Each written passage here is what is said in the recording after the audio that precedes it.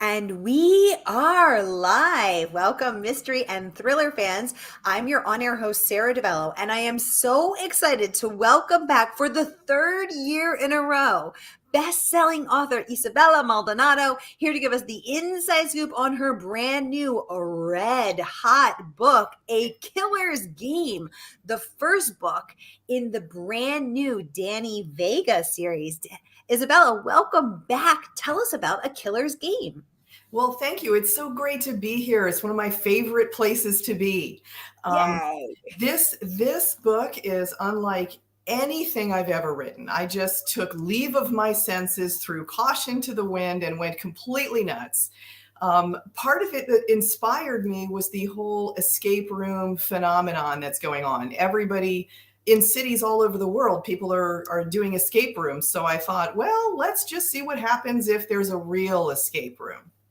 Oh my God. A real life, real terrifying escape Yes. room with killers on the loose. Oh my gosh. And a Yes. cryptographer on the Yes. case.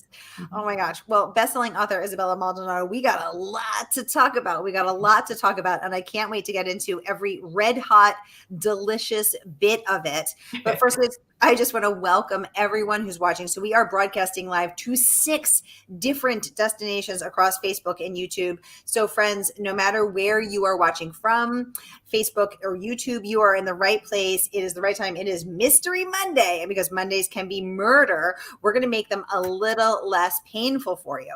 So if you've been here before, you know the drill. And if you're new, welcome. We're so happy. Here's the drill. You get to ask my best-selling guest anything about her books, about her practice, her writing practice, her incredible career as a real life police officer, and the first Latina to make a police captain in her division. So we have so much to talk about. Isabella, you are one of my favorite guests ever, and I'm so excited to welcome you back. So let's kick off with, this is the first book in a brand new series. Why are we switching series? Why are we switching protagonists? Tell us all the things. Well, it's funny because you really do get attached to your protagonist. You really do. I know I do. And this is actually the third series that I've written, and each time it's always wrenching to leave another one. And I always say, there's nothing that says I can't go back and, write something else. But it was just like, it was time to think of something, completely different and wild and something like I've never done before. So that's, that is kind of what I thought about doing. And it's hard, but there it is. Well, I am so excited to talk to you about this because I have loved all the books that you have written and all of the protagonists that you have introduced us to. And you did leave the door open there in your A Different Dawn with the Falcon, rather. Yes. You left the door open. You could go back, but I was so excited to get to know Daniela, aka Danny, Yes. and because she is a fun and fabulous and fascinating new character as well. So why did you want to make her a cryptographer? I've got to know. Well, part of it is, again, it was the idea behind it was the escape room phenomenon. So I thought, if you're going to make, a real escape room with deadly consequences, you're going to need someone who is totally up to the task. So I thought about it and I thought, well, yeah, someone with a background in cryptography would be really good because you have to crack the clues and solve the puzzles and everything. But then I also thought about it. And I thought, she's going to need some major skills because she gets trapped in this escape room. And it's not like, I don't want anyone to get the idea that, it's basically kind of this, this leisurely Sherlockian case study here at all. I mean, it's very action oriented. So I needed someone who would be up to the challenge. And also, when she's trapped in this labyrinth, she's trapped in there with 12 mercenaries. Yes. So, yeah, and they're all trying to kill her while she's also trying to survive. And she's also on an undercover assignment. So she's trying not to break her cover. And they think she's another mercenary. And so, she's an undercover agent.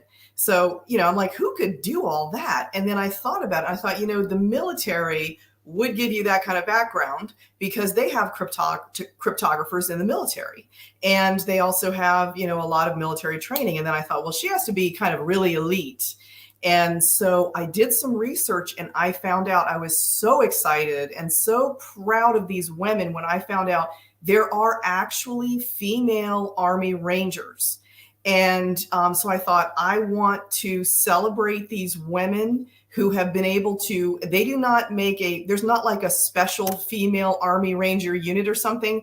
They have to meet all of the same qualifications. There are very few women who've been able to do it because they do have to do everything just like a man would do. Wow. They do not lower the standards at all. And I found out that the first female Army Rangers to pass through the full Ranger School was in 2017. And then the first female Rangers who saw combat was in 2019. So I, wanted to make her one of these women. And so it was talk about a cool character, totally different from anybody I've written. But so she has that background, and then she got out of the military and then joined the FBI. So she's new to the FBI, but she has a great background. I love her. I love her background. She's in New York. She's getting her coffee. #relatable. Yeah. When there is a hit right there, and all of a sudden Agent Vega is on the case, except very much involved in this, as you said, escape room situation under the leadership of this colonel character leading these mercenaries. It's so freaking cool, Isabella. And yes. I love knowing that. So a fun fact, everybody, Isabella was the first Latina to make captain in her police department, and was handpicked to go to the FBI, the National FBI Academy in Quantico. So this lady is no stranger to law enforcement and to FBI training. So for me, what makes a book extra cool is when it's written by someone with real life experience so that infusing all of those details in it, so that I know that things are real. So that's one of the many, many reasons that I absolutely love all of your books. I'm so excited for this one to come out in just 2 weeks. Yeah. John Hebert, welcome to the conversation, joining us from Northeast Ohio. John, welcome. So great to have you. And let us know if you have any questions for Isabella. Suzanne, welcome to the conversation. She says, Isabella is a favorite of mine. I've been reading her book since the very first one. Suzanne, me too. So tell me what you love about Isabella's books. I know what I love. So Isabella, I want to get into some of the amazing, research and praise that this book has earned. So let's start with the research. So how did you learn about these Army Rangers? Well, I had to do a lot of research. And as a matter of fact, over on my bookshelf, I should have had it in my hand, but I have the manual that is printed by the U.S. Army for the Rangers, the Ranger Manual, and then also some other books written, by and for the Rangers. I just, did what I usually do. I do have a background in law enforcement, but not in military. So it's certainly not in special forces. So I thought, I really do need to make sure that I do the research, because I really wanted to honor those who do that kind of incredibly difficult work. So I looked at their training manuals, and I could see, how is it that they go in and search a room, for example, because it's different from how police do it. And the other thing that's kind of interesting, especially with some of the things that different special forces units have been tasked with doing over the years, they now do more of the kind of urban warfare kind of thing. So they do things like police end up doing when they're overseas, and let's say there's a stronghold or something, and they have to go in and clear it out.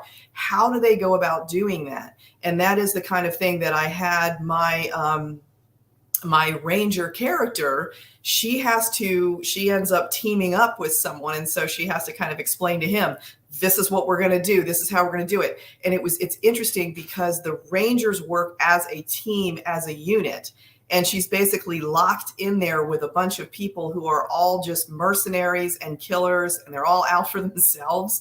And they don't have any honor like what she has. She's used to working with honor. And so it really is a challenge, a very serious challenge for her. Yeah, a very serious challenge, not to mention the fact that she ends up paired with a very unexpected partner in crime. So I was fascinated by this. My sister is actually in the Army, not in the Army Rangers, but she's a captain in the Army. So I was very fascinated to learn. I didn't know anything about the Army Rangers. I actually had not heard of the Army Rangers. So that's not the division my sister's in. And so I was fascinated to learn all of this. And I love knowing that you did all of this research, which of course you did, because your research is always amazing. Oh my goodness, we have award-winning author Tracy Clark in the chat. Wow. Yay. Hi, Tracy. Thank you so much for joining us. Tracy says, wicked research, props. Yes. Exactly. So Isabella, how long did it take you to do all of this research? It took months.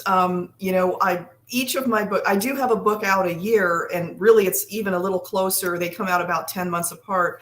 So I have to spend months doing the research. And I know Tracy can appreciate what I'm talking about, because I know she does the same thing.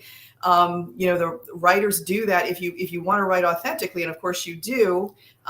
It takes months. And sometimes as I'm writing, I will run into a situation where I'm like, wait a minute, hold on. I got to research, how would a ranger handle this situation?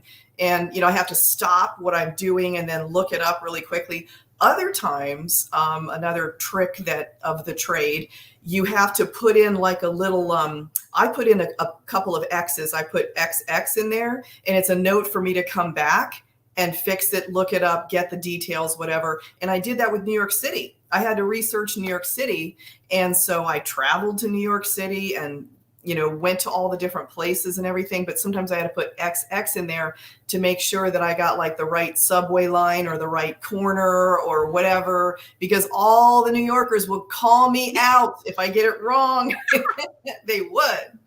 Yeah, because I was also noticing that, because I remember when you were at Thriller Fest, when we were at Thriller Fest last year, you had to leave because you were like, yes, I got to take the subway from where, this one scene in my book takes, and I got to see what the subway stop looks and see what the street looks like. And I got to take it to this other neighborhood and see what that's like and see what the street's like in the traffic direction. I mean, you are really doing the work, getting boots on the ground to get fully into that. And I noticed all of those. And what I think many people may not realize is that those hours of research that it took to map the streets and go, smell what the subway smells like and take it to the street is just one, not even a whole sentence. It's just a passing exactly reference. Exactly.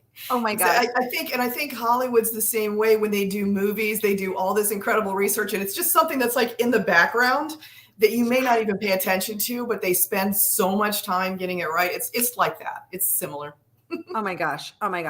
Well, it is clearly working for you, whatever your Maldonado magic is.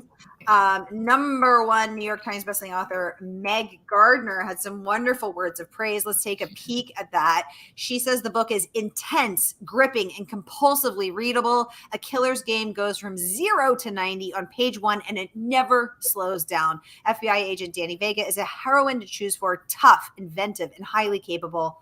She deems this book a winner. Congratulations on that amazing, amazing review from the amazing Meg Gardiner. Isabella, this is so exciting. So let me ask you this. Without giving anything away, obviously, what was the hardest scene to write or the hardest character to write?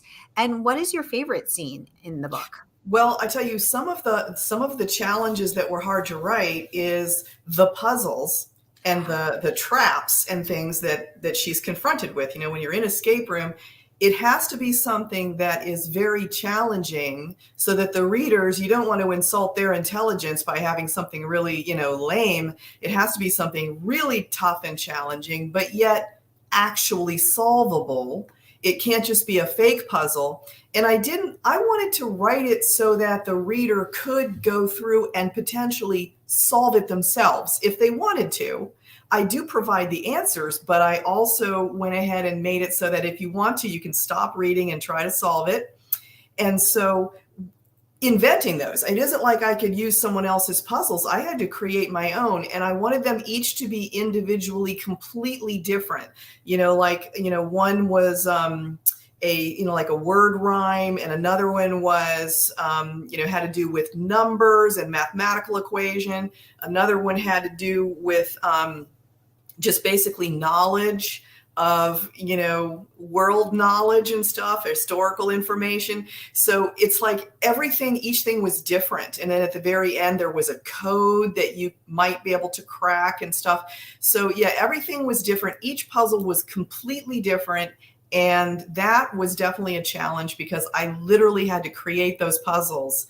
And I had to, especially, one of them in particular, I remember I would send them out to other people and say, see if you solve this, it's a logic puzzle. I said, if you solve this logic puzzle, it's kind of like, do you know which door you can go through, as an example?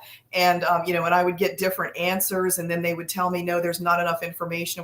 So I kept having to go through it until finally I had it written so that if you wanted to, you could solve the logic puzzle, as an example. But that took weeks of effort.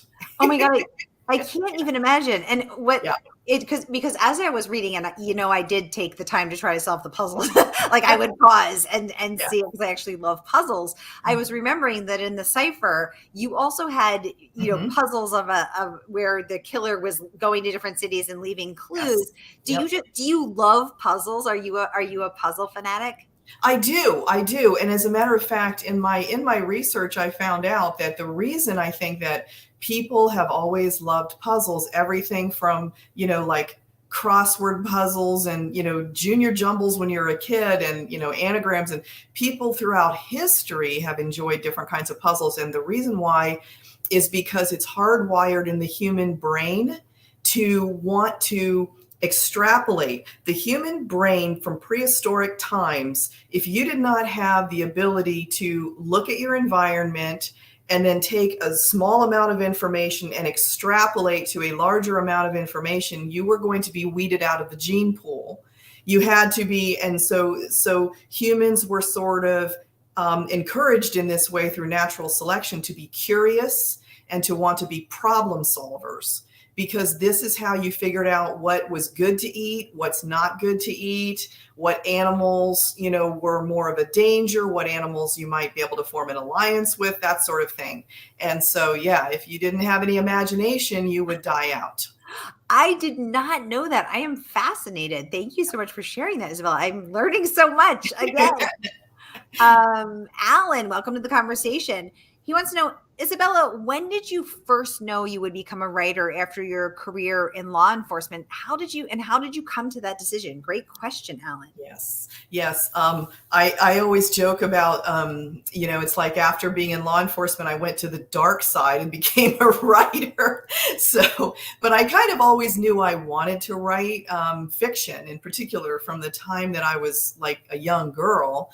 But I felt like as a young person, I didn't really have enough life experience to really tell the kind of stories I wanted to tell. Some people manage to do it. They're like 19 years old and they write an amazing story and it takes the world by storm. But that wasn't me. I just felt like at that age, I didn't really have enough to say. So I went ahead and after 22 years in law enforcement, I had plenty to say, a lot of life experience of all kinds of different varieties. I saw all of it, the good, the bad, and the ugly. And so after that, when I retired, I said, I still want to go back to this idea of I still want to write. So I took 5 years to study the art and craft of writing before I attempted to write the very first novel. Wow. Alan, thank you for the wonderful question. Isabella, thank you for the fabulous answer. And thank you for sharing also that you did take 5 solid years to really devote to learning the craft of writing. Because I think that's something that a lot of people gloss over, like, and voila, here's this, poof, here she is, she hath appeared. And actually it's, it's a lot of learning, and how that you come to that learning may vary, but the learning curve is always intense. Something else that you had shared with me in one of our prior interviews, Isabella, was that you had said that in your career in law enforcement, one thing that you had noticed in the many interrogation rooms that you had sat in, and the many suspects that you had interrogated, that not one ever saw themselves as the bad guy, that every single person had always seen themselves, the perpetrators had seen themselves as the victim.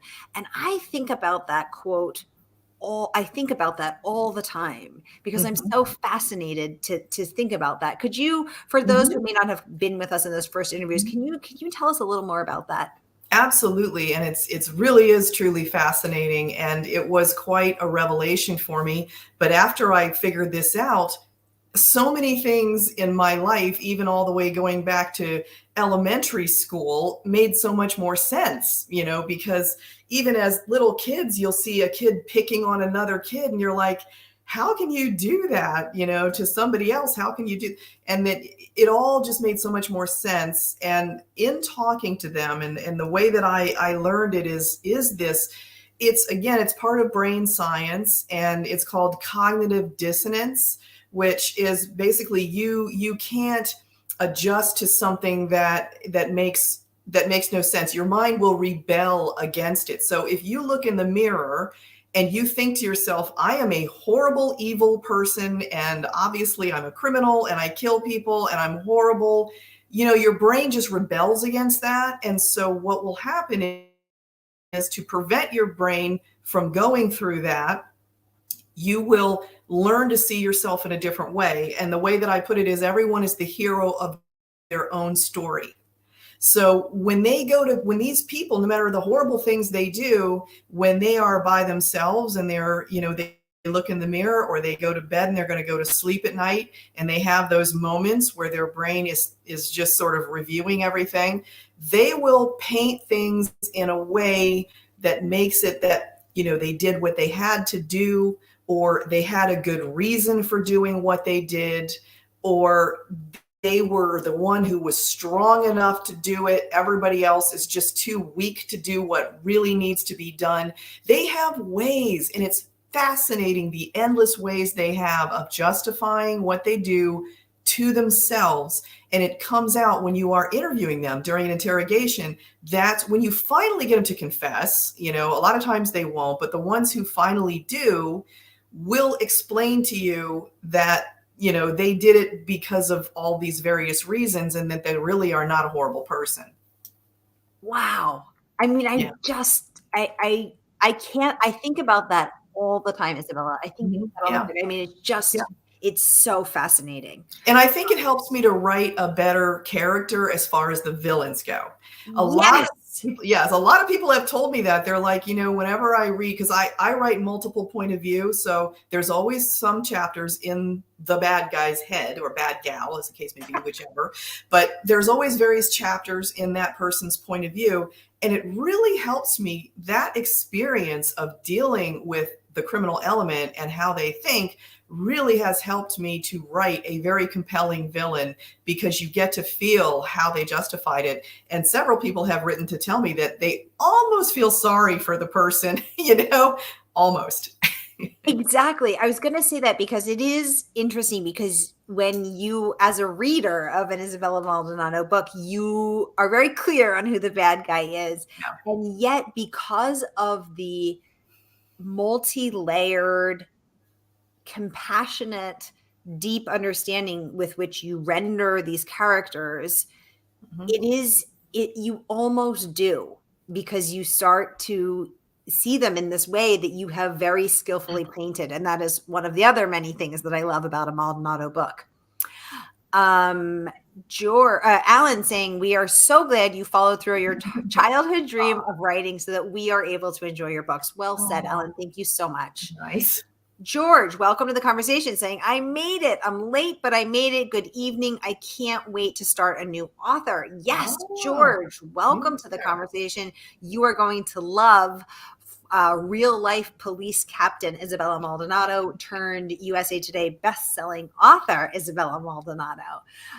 George is a voracious reader, joining us live from Texas. George, so great to have you as always. George is saying yes. Yay, welcome. He's adding to what you just said, that self-justification is both worrisome and yet diabolical. Fascinating. It is true, and it's happened throughout history. If you think about it, anyone who studied history, look at the atrocities that people have committed against other people, and they're all able to justify. Whole societies have been able to justify various atrocities. So yes, I think George has nailed it. It is diabolical and also worrisome. You can get people to do almost anything with using those kind of techniques. Well said. Well said. Suzanne, welcome to the conversation. Saying yes, they blame everyone else and make you feel like they were wronged. So, Isabella, bring us into that moment when you're sitting in the interrogation room with them and you're hearing this justification. Did you ever have the desire to try to make them see the light, to say, no, what you've done is wrong and here's why, or you just know you're never going to get through these people and why waste your breath? Yeah, you're not going to get through. And actually, when you are in law enforcement and you're doing those kind of interrogations, one of the things that they train you first in interrogation school. Do you teach interrogation school, by the way? You probably should. I would co-teach that with you, Isabella Maldonado. But one of the things that they teach you first is to not be judgmental at all. Because again, they will say the craziest things to justify what they do. And the minute that you show them any kind of judgment, like, you are disgusting, I can't believe you did this, you make me sick. It's kind of funny because sometimes you see that on television shows where the detective be like, you make me sick, you're a piece of scum, whatever. Well, you know what? You'll never get a confession that way. And the whole idea is that you really do want to try to get a confession. And the reason why is because you can help to spare the victim, or if it's a murder case, the victim's family, the court trial. If there is a confession and it's a good, solid confession and they knowingly and willingly give it, then it spares so much pain and suffering for the family's victims. And I guess, honestly, taxpayer dollars on a lengthy trial. And I mean, there's so many reasons why it is really to everybody's benefit if you can get them to confess. But the only way to do it is you kind of have to lean into that. When you start to hear them begin to justify, that's when you know they're getting ready to start telling you the truth as they see it and why they did it. So you have to kind of lean into it. You have to step back from it and just allow that. And you just kind of are like, you minimally encourage them, nodding your head, I understand, or if you don't understand, then you just say, I see what you're saying. And you just give them a minimal sort of encourager and let them continue talking. And then they'll eventually get it all out, but not if you're judging them, calling them names and telling them they're disgusting. So you literally have to smile and nod to keep them talking. Kind of, yeah. Even though they're telling you something that is just appalling.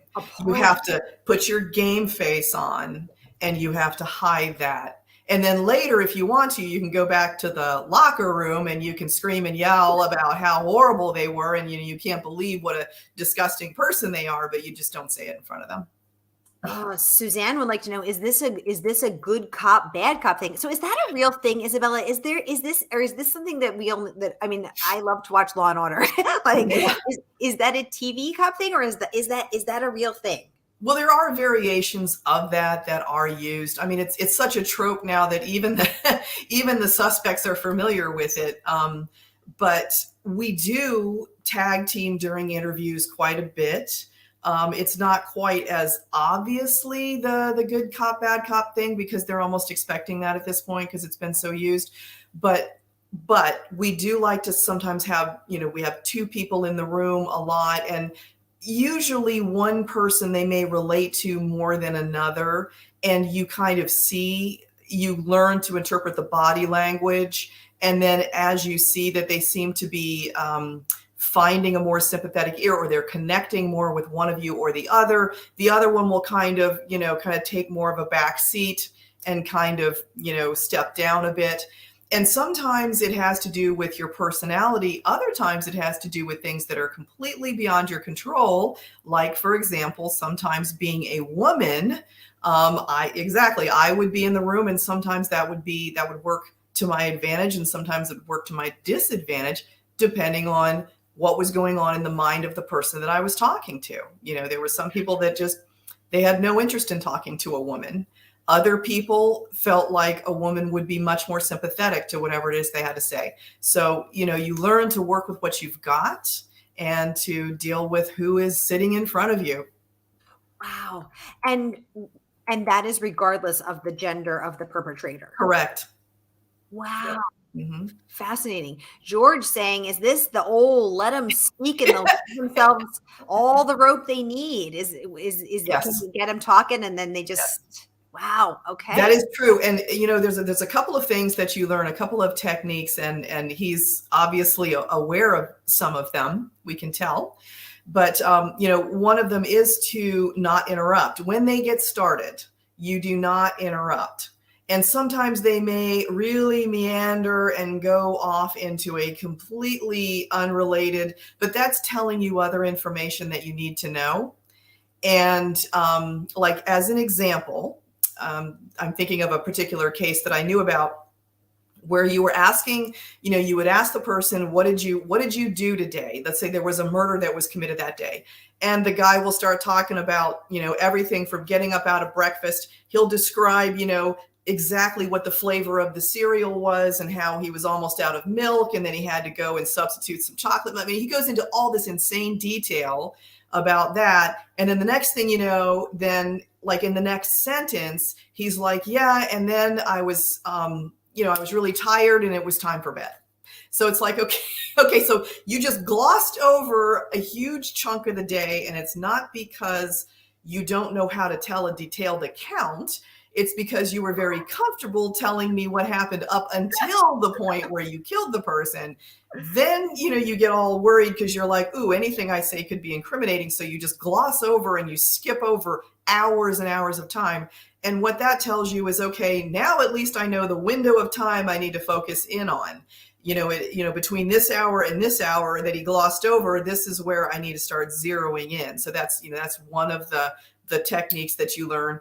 And another technique that you often learn during interview interrogation is to use silence strategically. So they will tell you something, and then you just sort of look at them, and you just look at them. And then you look at them some more. And part of this is another part of most human beings are social creatures, most of us. Everybody's a little different, but part of that sort of social contract when you're having an interaction is that you don't like to have these weird lapses in the conversation. And if there's a gap, that you will try to fill it. And so if you're willing to leave an awkward silence and wait, the person may be prompted to try to fill the awkward silence because they're afraid that they're looking more guilty if they just sit there, and then they feel like, oh, I better start talking about something, and then they'll blurt something out, maybe not think too much about it. So I am someone who fears the awkward silence, Isabella. I would sing like a freaking canary in an interrogation room. Yeah. Like I would be like anything to avoid the awkward silence. So when you were sitting there, knowing that you had to let the silence stretch to see what they would fill it with, did you feel uncomfortable, or were you like, I could sit here all day? No, I'm like you. I'm a social person. I'm an extrovert by nature. I am a social person. I'm friendly. I love people. I like being around people. I am extroverted. And I like conversation. I enjoy engaging in conversation. And so, it was very hard for me to do that and deliberately make it happen. And it was only the training and understanding that I'm applying a technique that allowed me to do it. But it was very difficult and very challenging for me as well. Wow. I am loving this inside scoop. Alan saying many of these techniques are also common in taking depositions. Yes, that is true. Attorneys are, first of all, they're so smart. They're just like some of the most intelligent people. And the ones who do take depositions, absolutely, it's true, because attorneys have to ferret out the truth as well. That is part of their job, is to find out what the truth is. They have to use these techniques. Wow. Oh my gosh. I am loving this conversation. I'm learning a lot. Thank you. Isabella, the other thing I wanted to talk about, well, one of the main things I wanted to talk about was the Kirk is saying that Maldonado keeps the plot boiling and bodies dropping to the end. So a boiling plot and bodies dropping is my favorite kind of thing. So bodies, the sweet sound of bodies dropping. So let's talk about that. So first of all, you're 7 books in to your career. So what have you learned from book 1 to book 7 about how to keep the plot boiling and the bodies dropping to keep us hooked as readers? That is true. And actually, it's kind of funny. And I thought it was an interesting quote from Kirkus when they said that, because literally in this book, you do have a body dropping on page 1. I mean, it's like it starts off with somebody getting killed, like right there He in the drops streets to of the New York sidewalk. City, just dropping right on the sidewalk in Manhattan, and it's true. And it just and the body count just goes on and on. This one probably has a higher body count than anything, but they're all like assassins, so you don't cry quite as much over these guys. But anyway, but yeah, that is something that I did learn how to do. I like to write a thriller as opposed to a mystery. There is a little bit of a difference, with a mystery. It's more of a kind of a whodunit. And the way I like to think about it, a thriller is more of either a how done it or a why done it, but that's kind of the idea. And so sometimes with a thriller, you may know who did it right from the beginning. In one of my series, my first series, you know who the bad guy is on page 1, but it's trying to figure out how that's going to all, what's going to happen with it. So to me, I remember very, very early on, before I wrote my first book, someone had described a thriller to me as, well, with a thriller, you step on the gas and you never let your foot up off the pedal. And so I thought, that's kind of what I put in my head. And I'm like, this is what I have to do. And so literally that's how I write. And I'm very pleased, because so many people describe my books as page turners, and where they keep having to. So if it isn't a body dropping, I mean, I'm sort of joking about all that, but it doesn't always have to be a car chase and a gunfight and a body dropping. At the very least, though, you have to have the reader continually asking questions throughout the whole thing. What's going to happen next? Oh, wait a minute, what does this mean? Oh, hold on, what, he just said that? What's he going to do now? So as long as you have the reader very, very curious to know, have to know what's going to happen next, that also counts as a thriller too. It's like that suspense where you have to find out what's going to happen next. So I do that as well. Oh, I love that. I love that. Now, Isabella, you're going to be speaking again at Thriller Fest in just 2 weeks. Tell us what you'll be speaking about. So at Craft Fest, they asked me to teach a class, a block of instruction on the mind of a killer. And it's kind of funny, because some of the things that we talked about, I will be talking about there for the people who are going to be attending. And so I'll be able to talk about the research that I did, interviewing people and reading of the interviews of killers and how they think, why they do what they do, what is going on with them. And so some of this in more detail with handouts is what I will be sharing. And hopefully that will be helpful for authors who, and readers too, who want to appreciate the villain or the bad guy or the antagonist, whatever. I mean, they have slightly different meanings, but whatever the opposing force is, to have them appreciate that character on a different level is what I'm going to be talking about. Ooh, well, I cannot wait. Yeah. And I'm sorry, did you say you're bringing your real life notes? I will be making notes and handouts. So from my notes, I will be extrapolating from my notes to create handouts so that people will have something to take with them, because I think that's, part of what I want to offer to people is the opportunity to get some experience from someone in law enforcement who, because not everybody has had that opportunity. And so to have them sort of see it from that point of view.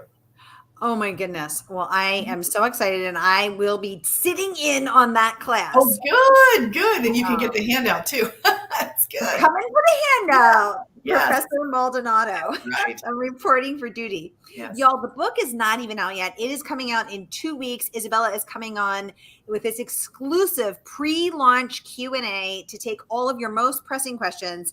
And you can pre-order the book tonight from our favorite woman-owned independent bookstore. That is, of course, Murder by the Book. So no matter where you're watching from, Facebook or YouTube, here is that link. Click and pre-order your copy of A Killer's Game so that you too can immerse yourself in this escape room life or death escape room with Agent Danny Vega, and then you can solve all of these real life puzzles that Isabella took so much time to create. So this is this is where you order.